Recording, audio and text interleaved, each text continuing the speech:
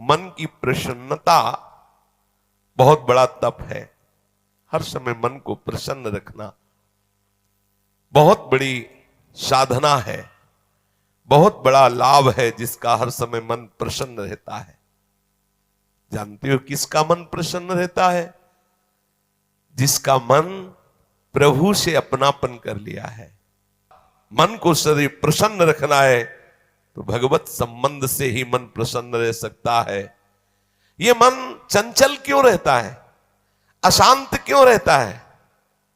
ये जितना विषयों का चिंतन करेगा, जितना नाशवान परिवर्तनशील वस्तु व्यक्ति स्थान का संबंध स्वीकार करेगा, उतना ही जलेगा, उतना ही अशांत रहेगा, उतना ही चंचल रहेगा। त्यागाच्छांति अनंतरम, जितना ये सब वस्तु व्यक्ति स्थान का राग त्याग करेगा, उतना ही शांत हो जाएगा, उतना ही आनंदित हो जाएगा, उतना ही प्रसन्न हो जाएगा। मना प्रसादः, यदि आप मन को प्रसन्न करना चाहते हैं तो किसी भी व्यक्ति वस्तु स्थान का इसे संबंध न रख ले पावे, ये सावधानी रखना। और होता क्या है, बोले चलो मनोरंजन करते हैं, कहां? किसी व्यक्ति में, किसी वस्तु में, किसी स्थान में, किसी द्रव्य में। होता क्या है, मनोरंजन होता नहीं, एक नई जलन, एक नई चिंता, एक नई कामना, एक नई वासना, एक नया फसाव। चले थे आनंद लेने और फंस गए। हमारा मन प्रसाद, मन प्रसन्न कब होगा? बहुत ध्यान की बात है। भगवान कह रहे त्यागाच्छांति अनंतरम, यदि आप शांति देना चाहते हो अपने मन को, आनंद देना चाहते हो, प्रसन्नता पाना चाहते हो, तो आप वस्तु व्यक्ति स्थान के संबंध से रहित कर दो अपने मन को।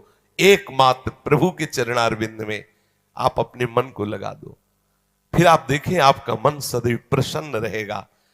क्योंकि प्रभु अविनाशी है, वस्तु व्यक्ति स्थान परिवर्तनशील है। वो एक रस प्रसन्न रह ही नहीं सकता जिसका वस्तु व्यक्ति स्थान से संबंध है, नहीं रह सकता, क्योंकि वो एक रस नहीं है। तो मन कैसे एक रस होगा?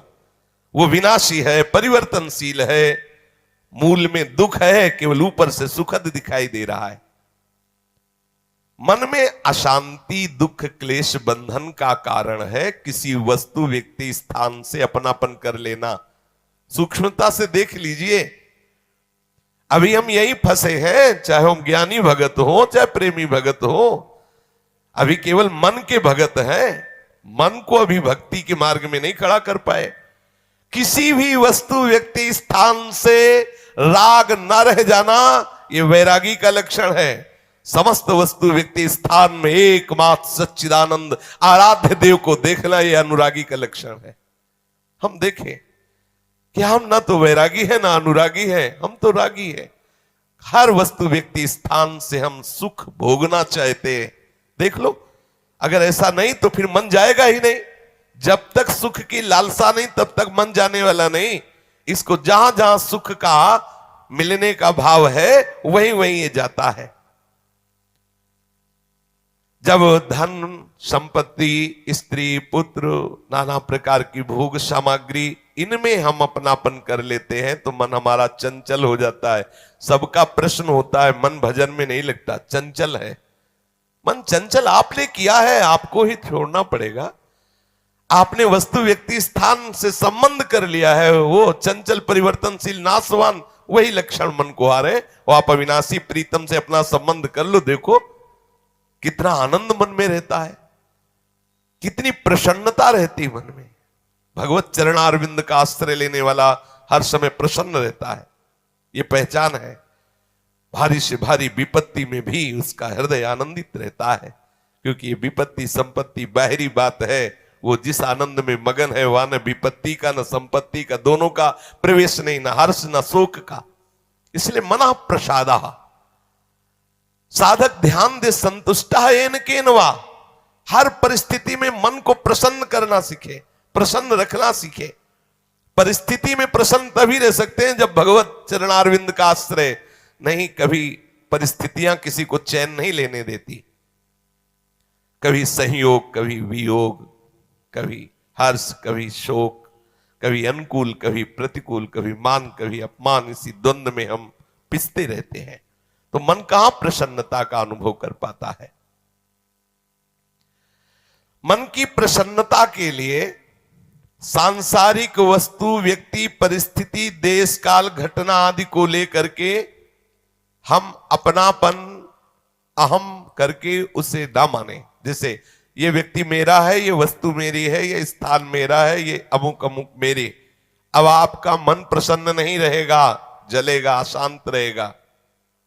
अपने स्वार्थ या अभिमान को लेकर किसी का पक्षपात न करना। यदि आप अपने मन को प्रसन्न रखना चाहते हैं तो अपने स्वार्थ की पूर्ति के लिए या अभिमान की पूर्ति के लिए किसी का पक्ष न लेना।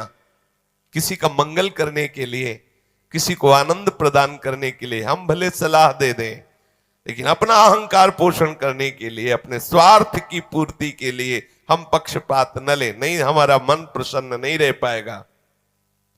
मन को सदा दया भाव से युक्त रखें, क्षमा भाव से युक्त रखें। दूसरों को कैसे हम सुख पहुंचावें, ऐसे मननशील बने। सदैव सुख देवे को चाव चित, सब सोहित निष्काम। सबको सुख पहुंचाऊं लेकिन किसी से सुख पाने की लालसा ना हो, मन प्रसन्न रहने लगेगा। मन में जब दूसरों के हित की भावना होती है तो प्रसन्नता का प्रादुर्भाव होता है। और सदैव मन को प्रसन्न रखने के लिए थोड़ा भोजन पाना सीखें, कम बोलना सीखें, कम सोना सीखें और सदैव भगवान नाम जपना सीखें। अखंड प्रसन्नता आ जाएगी। मानते हैं प्रारब्ध के अनुसार शरीर रोगी हो सकता है, परिस्थिति प्रतिकूल आ गई, संसार ने तुम्हारा त्याग कर दिया, लोग निंदा करते हैं, लेकिन आप प्रसन्न रहेंगे क्योंकि आपने बहुत बड़े करुणा निधान आनंद समुद्र प्रभु का आश्रय ले लिया है। उस आश्रय में जो बाधक भाव है उनका त्याग कर दीजिए। अधिक भोजन करने वाला कभी प्रसन्न नहीं रह सकता। और बड़ी विचित्र ये जिह्वा है, ऊब गए भगवान। रोज इसे पवाओ लेकिन रोज नए नए पदार्थ, पेट बढ़ता चला जा रहा है, मांस पेशियां बढ़ती चली जा रही, कब्ज बढ़ती चली जा रही है और जिह्वा खाते खाते बूढ़ी होने जा रही, फिर भी और खाओ और खाओ। पता नहीं कब तक खाओ खाओ खाओ। भोजन पर साधक ध्यान दे, नहीं तो आनंद का जो विषय मन की प्रसन्नता है वो आप नहीं धारण कर पाएंगे। बोले हित परमित भोजी, थोड़ा सरल, स्वाद रहित, स्वास्थ्य वर्धक, सतोगुणी भोजन पाया जाए। स्वाद रहित भोजन बहुत आवश्यक है भजन मार्ग में, बहुत आवश्यक। ये अधिक मीठा, चटपटा, खट्टा, ये वो सब कामोत्तेजना पैदा करता है, कब्ज बनाता है, मन को चंचल करता है। कई तरह के भयानक ऐसे दोष जो हमारी साधना में हानिकारक है। पक्का समझ लीजिए, ये अनुभूत बात कहते हैं। भोजन जितना सरस होगा भजन उतने चौपट होगा। पक्का समझ लो। ये भोजन बहुत घातक वस्तु है, बहुत घातक वस्तु है। साधक इस बात पर ध्यान दे, ये भोजन हमें मारे डाल रहा है। हमारा जीवन भगवत प्राप्ति के लिए है और ये आज पा लिया, वो पा लिया, ये गुलाब जामुन, ये लड्डू, ये वो, बस बुद्धि में विचलता, भगवत चिंतन रहित और नाना प्रकार की वासनात्मक खेल की कामनाएं, कल्पनाएं, ये भोजन के कारण। बहुत आवश्यक है भोजन सुधारना। भोजन नींव है परमार्थ की। जैसा खाओ अन्न वैसा बने मन। तो मन प्रसाद कैसे प्राप्त होगे, क्योंकि आपका भोजन ठीक नहीं है। बहुत सावधान, बहुत सात्विक और नियमित परमित भोजन हमें मन प्रसादा स्थिति में निश्चित प्रतिष्ठित कर देगा। दूसरा, नित्य में एकांत सेवी। उपासक को चाहिए कि कम लोगों से मिलने का स्वभाव बनाए। सत्संग सुना या गुरुजनों के पास बैठकर जो प्रश्न उत्तर हुए, बस चुपचाप एकांतवास करने का अभ्यास होना चाहिए।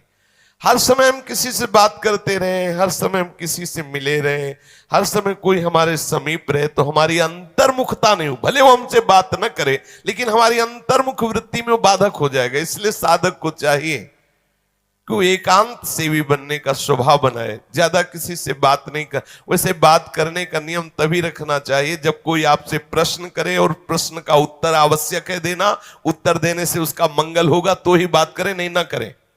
बहुत कम जीवन है हमारा, बहुत कम समय है। हम अगर व्यवहार प्रपंच की सत्ता को सत्य मानकर केवल यही हमारा कर्तव्य है, यही ऐसा व्यवहार का निर्वाह करना, तो हम भगवत साक्षात्कार कब करेंगे? कब हमारे हृदय में वो अखंड प्रसन्नता, कब हमारे हृदय में वो अखंड विकलता भगवत साक्षात्कार की होगी?